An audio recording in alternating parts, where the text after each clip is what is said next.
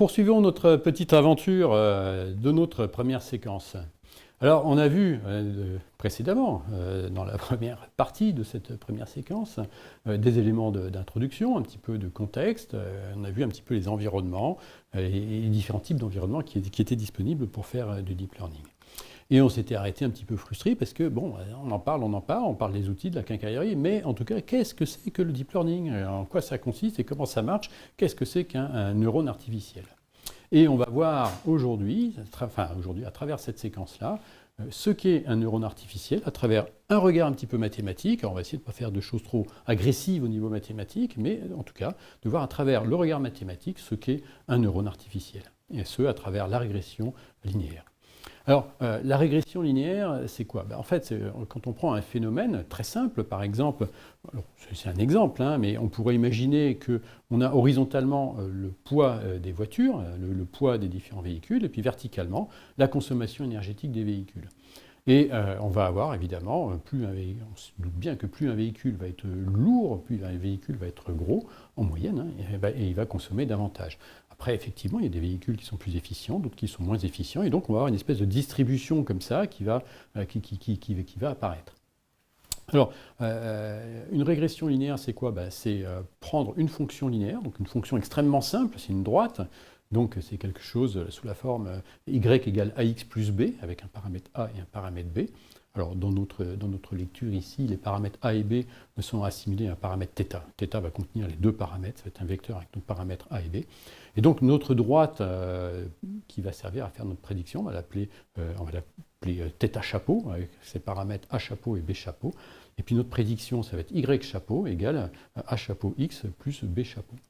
Voilà. Alors, autrement dit, pour faire très simple, quand on va avoir un véhicule ayant une masse x, à travers cette fonction linéaire, donc y égale x plus b, on va récupérer une prédiction y chapeau qui va être une prédiction de cette masse. Voilà. Alors, ce n'est pas parfaitement juste, mais ça donne une indication, puisque cette droite, on va essayer de la faire passer à travers notre nuage de points, de manière à ce que ça représente, grosso modo, un petit peu la tendance.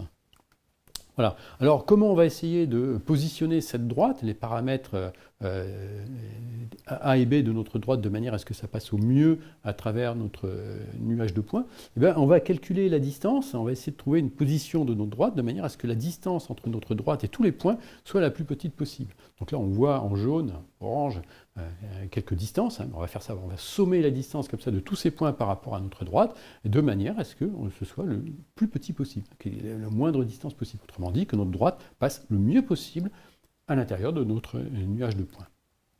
Alors, comment mesurer cette erreur? Comment mesurer la qualité de la position de notre droite à travers notre nuage de points? On va le faire à travers des fonctions. On va appeler ça une fonction de perte, une fonction d'erreur si vous préférez. Et on en a un certain nombre qui existent. Alors, dans les classiques, on a l'erreur quadratique moyenne, alors qui est en fait la racine carrée de la moyenne des écarts au carré, donc on appelle RMSE en anglais. Et puis sa petite variante, sa petite cousine sans la racine carrée, la MSE, plus facile à calculer quand on fait des calculs. Et voilà, donc ce sont deux fonctions, on peut en imaginer d'autres, mais ce sont deux fonctions qui vont permettre comme ça de représenter l'erreur de positionnement de notre droite à travers notre nuage de points. Voilà. Comment trouver, encore une fois, ces fameux paramètres A et B de manière à ce que notre droite passe au mieux à l'intérieur des nuages de points? On a une manière directe de le faire. Et alors là, on a une bonne et une mauvaise nouvelle. La bonne nouvelle, c'est qu'il y a une solution directe, donc on peut calculer directement, quand on connaît la position de nos points, quand on prend un ensemble d'observations, les paramètres A et B de notre droite, enfin notre θ chapeau, avec les meilleurs paramètres possibles. On prend ces paramètres-là de manière directe, et là, après, ce sera la meilleure position. Voilà, c'est direct, ça se calcule directement. La mauvaise nouvelle, et là je me pousse un petit peu pour qu'on puisse le voir, c'est que la complexité de cette manière directe de calculer est en n au carré. Et autrement dit, quand on va avoir des millions de points dans notre nuage de points, on ne peut plus calculer ça de manière directe parce qu'on fait exploser les temps de calcul. On a 1 milliard de points, 2 milliards ou 10 milliards ou 100 milliards de points, et dans certains problèmes on a ça. C'est mort, ça marche pas. Voilà, on ne peut pas faire comme ça. Donc il faut faire autrement. Alors pour faire ça autrement, on va faire ça de manière itérative. En l'occurrence, c'est comme ça que nous, humains, allons fonctionner. C'est-à-dire qu'on nous dit de passer, si on fait des points sur un mur et puis on nous dit d'essayer de positionner la droite pour que ça passe le mieux, on va essayer comme ça, de manière itérative, de positionner notre droite de manière à ce que ça passe au mieux à l'intérieur. Et on va faire ça de manière itérative comme ça. Donc on va calculer notre fonction de perte et on va déplacer notre droite, on va recalculer notre fonction de perte, on va redéplacer un petit peu notre droite et puis on va recalculer notre fonction de perte et puis comme ça on va essayer de minimiser notre fonction de perte. Donc si on regarde notre courbe, notre fonction de perte à travers ces trois petits exemples qu'on a là, on a un premier exemple où on positionne notre droite et on s'aperçoit qu'on a un taux d'erreur qui est un petit peu élevé et puis après on la déplace un petit peu comme ça. Et puis, on voit qu'on a une deuxième position dans notre courbe d'erreur. Et puis, on va comme ça, de manière itérative, essayer de descendre, de minimiser notre erreur, donc la distance entre notre droite et puis le nuage de points, jusqu'à ce qu'on arrive au minimum. Et quand on aura atteint le minimum, on aura la position idéale de notre droite à travers notre nuage de points. Et pour peu qu'on ait des points un petit peu alignés, on aura quelque chose qui sera très bon. Voilà. Alors, comment faire cette descente? Comment essayer comme ça de minimiser cette erreur? On va le faire par un processus qui s'appelle une descente de gradient. Voilà, alors la descente de gradient, je vais m'effacer pour qu'on voit un petit peu mieux ça. Ça va se faire de la manière suivante, c'est que quand on a une courbe comme ça, quand on va modifier nos paramètres, donc c'est ce qu'on a ici, on modifie nos paramètres ici, cette modification de nos paramètres va induire une différence dans notre fonction de perte. C'est-à-dire que, très intuitivement, si on déplace un petit peu, c'est mieux ou c'est moins bien. Voilà. Donc si on déplace un petit peu dans ce sens-ci, on va avoir un changement, une variation de notre fonction de perte, de la qualité du positionnement de notre droite. Voilà. Et ça, c'est ce qu'on appelle le gradient. Le gradient, en fait, c'est la pente. Si on veut prendre quelque chose d'intuitif, c'est la pente, c'est le delta loss sur delta θ, le delta de nos paramètres. C'est la pente suivant notre fonction d'erreur, quoi.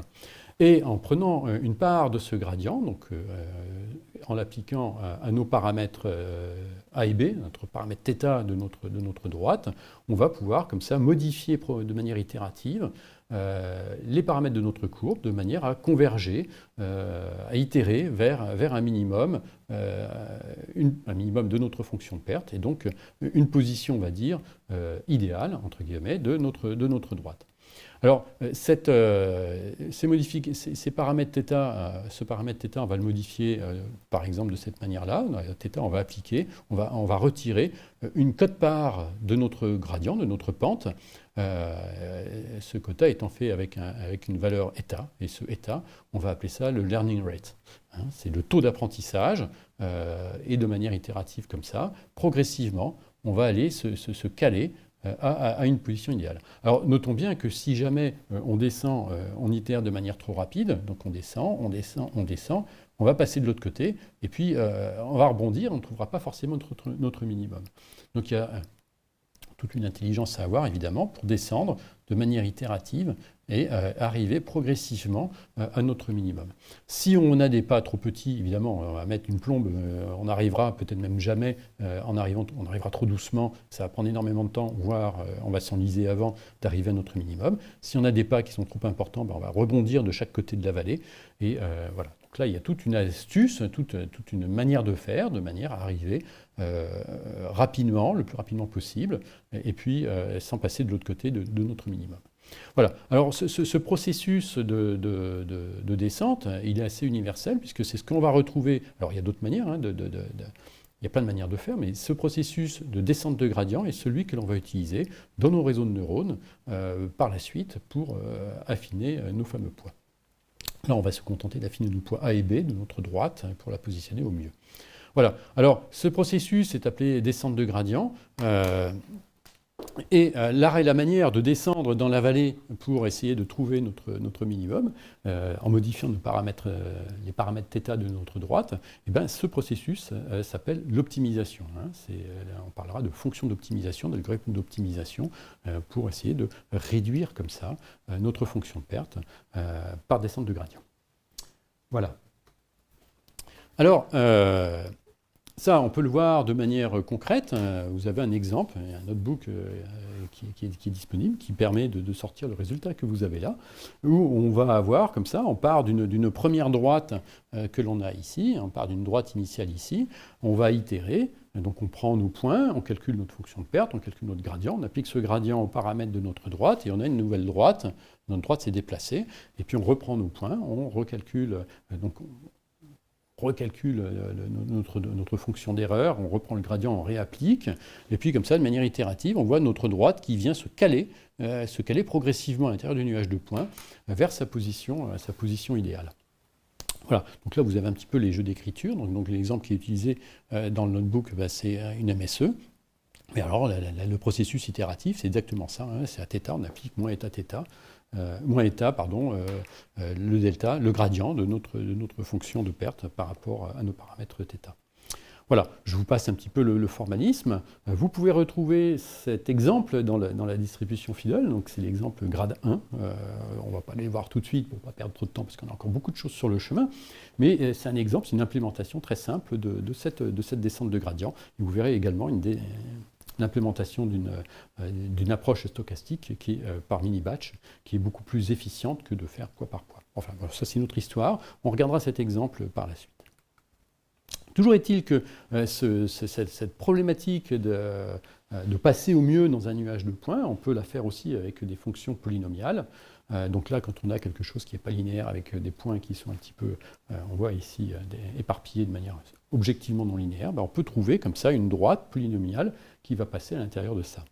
Et chose très très intéressante, alors je trouve que c'est une très belle illustration d'une problématique que l'on va rencontrer, que l'on peut rencontrer dans les régressions polynomiales, mais qu'on va rencontrer aussi avec nos réseaux de neurones, c'est l'overfitting. Alors c'est typiquement si on prend une fonction polynomiale avec trop peu de degrés, donc le cas limite c'est une droite, et on voit bien que notre droite à gauche ne représente pas bien le comportement de nos nuages de points. On voit que ça passe très loin de nos points finalement, puisque ça ne tient pas compte de la courbure de la distribution de nos données. Et puis, par opposition, si on regarde ici, on s'aperçoit que là, on a pris trop de degrés dans notre fonction polynomiale, et notre courbe va essayer comme ça de sautiller, de passer par tous les points. Et alors effectivement, on aura quelque chose qui mathématiquement sera meilleur, c'est-à-dire que notre fonction de perte sera meilleure avec tous ces petits zigzags, mais intellectuellement, on se doute bien que ça ne veut pas dire grand-chose et qu'on a quelque chose qui ne représente plus vraiment la réalité, parce que ça passe, ok, on a une distribution qui est en courbe comme ça, mais ces petits virages comme ça ne veulent absolument rien dire. Voilà. Donc ça, c'est un exemple d'une trop grande complexité dans le modèle que l'on utilise, et qui conduit comme ça à cette espèce de phénomène de surapprentissage qu'on retrouvera par la suite. Voilà. Autre exemple, donc là on était sur une problématique de régression, c'est-à-dire qu'on essayait de prédire une valeur, on essayait de prédire la consommation énergétique d'un véhicule pour une masse donnée, puis d'essayer de trouver comme ça comment régler notre fonction de manière à ce qu'elle soit le mieux qu'elle est possible. Et puis, alors une extension un petit peu de cette approche linéaire, c'est ce qu'on appelle la régression logistique, qui, contrairement à ce que le nom laisse penser, est en fait une réponse à un problème de classification. Alors, si on regarde l'exemple que nous avons ici, alors c'est qu'un exemple complètement farfelu, c'est pas du tout vrai, c'est des données complètement fausses. Enfin, c'est juste pour s'amuser un petit peu comme ça.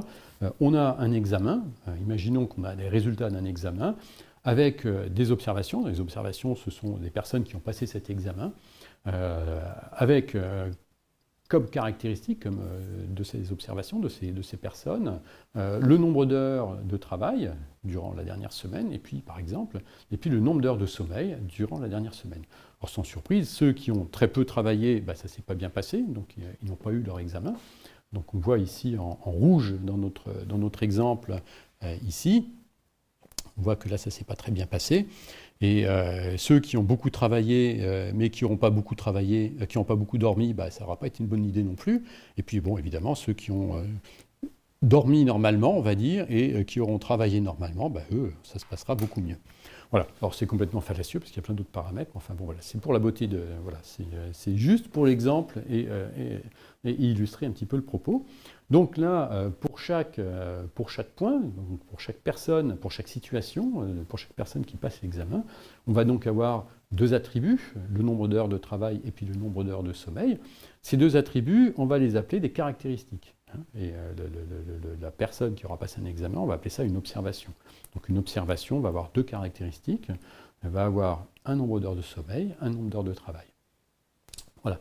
Et puis on va avoir un résultat, donc ça c'est la chose que l'on va essayer de prédire, donc ça c'est la classe d'appartenance, et cette classe d'appartenance, ça sera a réussi l'examen ou n'a pas réussi l'examen. Donc 0 n'a pas réussi l'examen et 1 a réussi l'examen, et on visualise à travers notre graphique comme ça, pour un certain nombre d'observations, un positionnement en fonction du nombre d'heures de travail et du nombre d'heures de sommeil, l'appartenance à la classe résultante du passage d'examen de la personne. Voilà, la question étant pour un certain nombre de points non connus, un certain nombre d'observations non connues, voilà, un certain nombre de personnes qui auront dormi un certain nombre d'heures durant cette semaine et travaillé un certain nombre d'heures. Et la question, c'est quelle est la probabilité, quelle est, a priori, est-ce que cette personne va réussir ou pas cet examen. Voilà. Donc, quelle est la classe d'appartenance de ces personnes? Alors on cherche une fonction comme ça qui va nous permettre de récupérer une classe prédite, donc notre Y-pred, prédiction d'appartenance à la classe, à travers une fonction, cette fonction f qui prend donc le nombre d'heures de sommeil, le nombre d'heures de travail en entrée. Cette fonction-là, on va utiliser une fonction linéaire toute bête de type y égale à x plus b. Voilà. Reste à déterminer ces paramètres x, a et b. Voilà. Alors concrètement, ça se passe exactement comme ça. On va avoir comme ça des paramètres x, nombre d'heures de travail, nombre d'heures de sommeil. On va avoir des poids. Alors, dans le cas d'une fonction linéaire très simple, comme dans notre cas tout à l'heure, c'était a et b. Mais quand on a quelque chose qui est plus compliqué, on va prendre ce qu'on va appeler des poids, w1, wd, w3, wm, etc. Et puis notre fonction logistique, ça va être une somme pondérée, donc x1, w1, plus x2, w2, plus x3, w3, etc.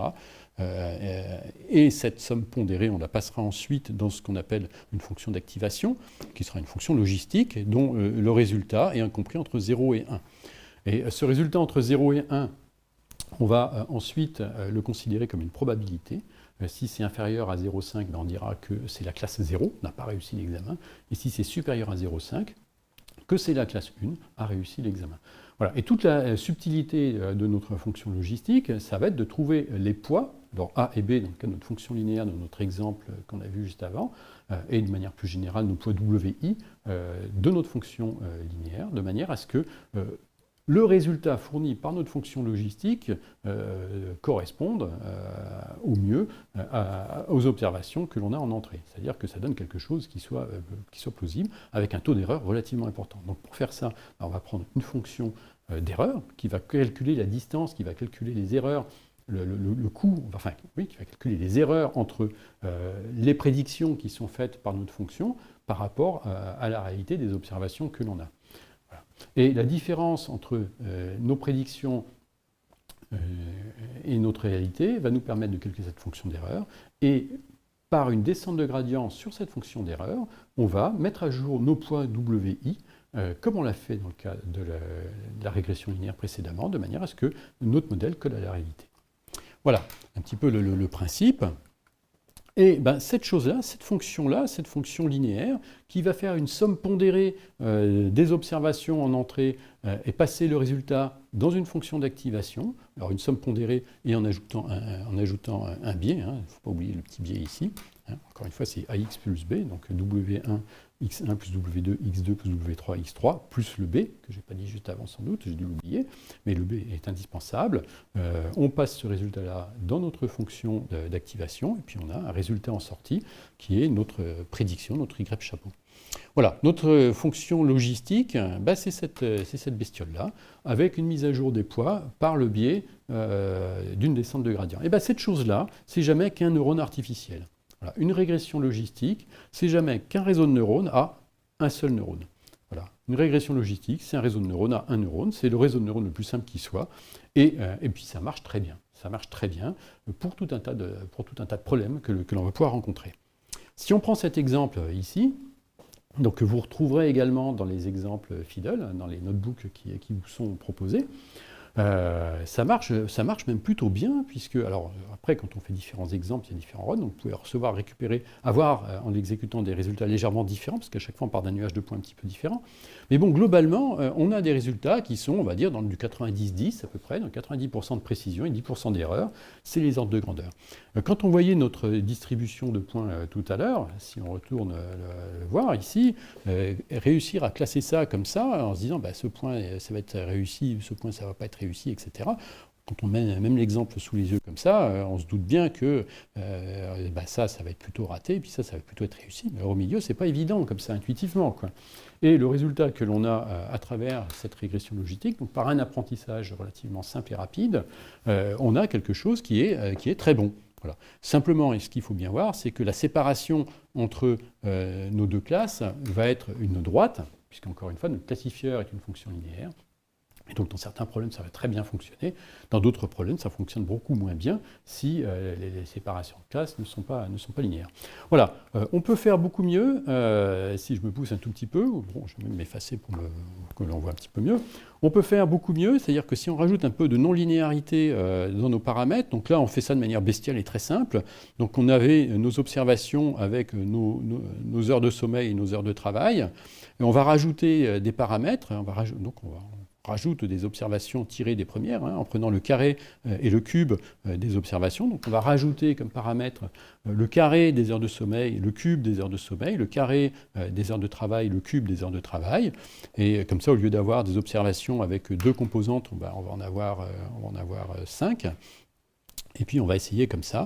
Et là, on s'aperçoit qu'en rajoutant comme ça de la non-linéarité, en rajoutant ces puissances dans les paramètres, on arrive à avoir un classifieur qui est encore plus efficace.